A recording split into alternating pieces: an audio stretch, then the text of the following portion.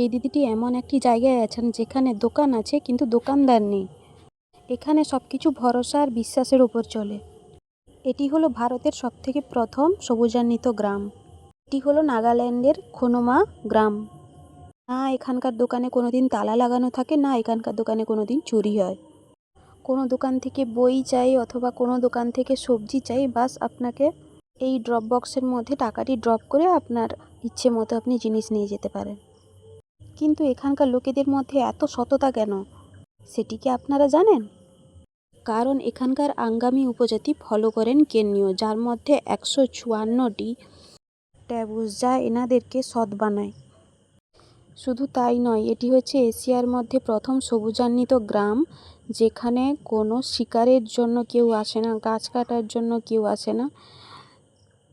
আর এখানকার মানুষগুলো এত সৎ এবং প্রাণময়, তো আপনার হৃদয় বলবে এখান থেকে একবার ঘুরে আসতে। তো অবশ্যই ভিজিট করুন।